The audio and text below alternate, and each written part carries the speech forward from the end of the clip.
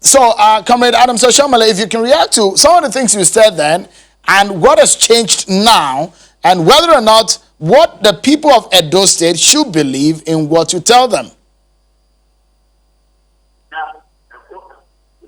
So, are you done with the question? Yes, sir. Well, the first question you asked, you quoted what I said about the university education, primary, secondary, and the rest of it. Are you hearing me? Yes, please go ahead. All right. But it is now an open secret that as of that time, that those were, I mean, all he told me, and I had no reason to doubt him. But a few months after we had elected him, PDP went to court, and it was through PDP court action that we discovered that contrary to Governor Obaseki's claim, he actually had forged certificates. He made three credits, and you cannot proceed to the University of Ibadan with 3 credits. And of course, he swore to affidavit that he finished secondary school in 2000. He finished for the University of Ibadan in 1976, and then he attached a photocopy which shows 1979. And PDP went to court to say that Dr. Obaseki forged his certificate. He could not have possibly gained admission with 3 credits only. That is religious knowledge, history, and geography. Now, at the time I was talking about this going to the University of Ibadan, I believe him. But from the court document filed by PDP against me, I now know that he lied to me.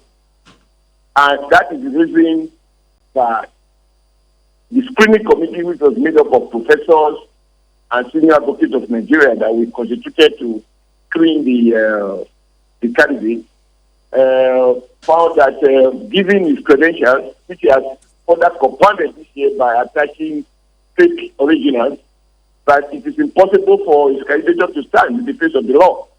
And so he was disqualified. Now, you also made mention of what I said about Yamu not being a lawyer. That is what I was told. Now I know for a fact, because thereafter, people who were his schoolmates in the law school have come out to say that he was a classmate at Nigeria Law School. And of course, I have had the opportunity to look at, you have a list of people who went through the law school. So it is not my word against another person. And I now find that all of those things they told me were of course not true. So Pastor Yamu finished from law school. And don't forget that these statements were not made on affidavit. They were based on what I was told. Just like he himself told me that he went to the University of Ibadan, he had all the credits, he did XYZ, and I have no reason to doubt him. But the issue today is that we now have evidence to the contrary.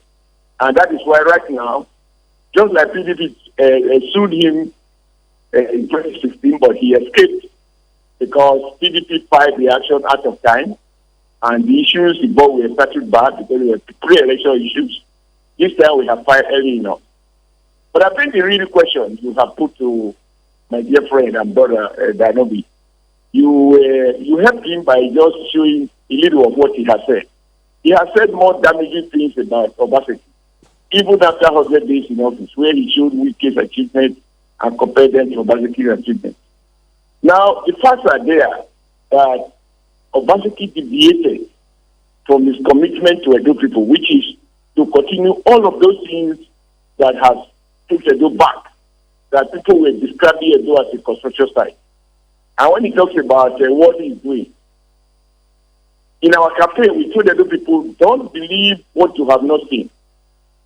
While I was governor, we set up Azura Power Plant, which has since been commissioned, a $1 billion project.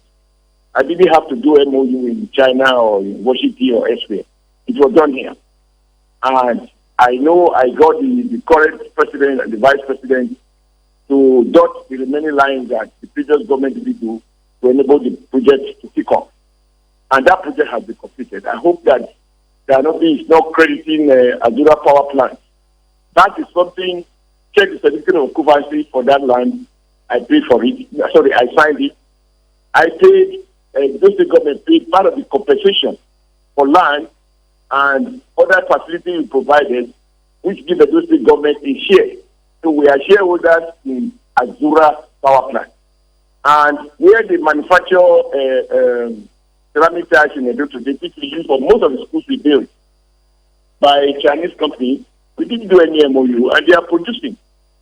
We are not here about commissioning. They are already producing. And we have a company that was also set up. All we needed to do was to create the enabling environment, and they are producing iron rods from scratch. So if I may quickly, So let me come in and ask you. You heard what the governor said today about the fact that your party is planning violence. How true is that? Okay. So for me, the issue in this election is you'll be tested for 4 years. In those 4 years, you cannot point at the new primary schools you have built in a state that believes so much in education. In these 4 years, you can't lay claim to having built a new secondary school. On the contrary, you close down the College of Education, which I had upgraded to University of Education. And you close down the College of Agriculture at a time where we need to produce artisans to be able to do support farmers and help them to understand modern ways of farming. And you close down the School of Nursing at a time where we need to produce more nursing. The hospital we built, I paid 75% before I left. There are no bills on record, and you should also search your system. This is YouTube, you will find it, where he claimed, and correctly, that Governor Obaseki budgeted twice in 2017 and in 2018 budget. He made provisions to pay for the balance of the central hospital. And we know now that 1 kobo he has not paid.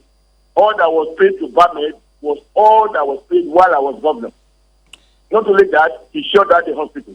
Danubi has been one of those political warriors who insisted that the hospital be open. I had to do a documentary to compel Obaseki to open the hospital. And even as we speak, contrary to the understanding, I didn't build an hospital for elite. Of course, we call it a 5-star hospital, not for elite. It was meant to be managed by a State Health Management Board. They have been managing the hospital before we rebuild it. Today, Obaseki brings a consultant who is paying every month for a business in which he has no investment. How will you defraud your people like that? And today, comrade, let me quickly, if I may quickly ask you this question, because I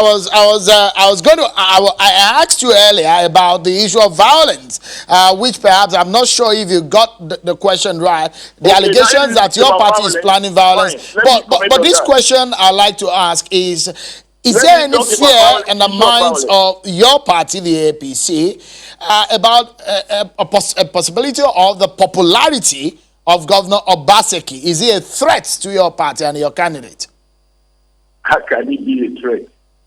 A man who is not even eligible to contest the election, how can he be a threat?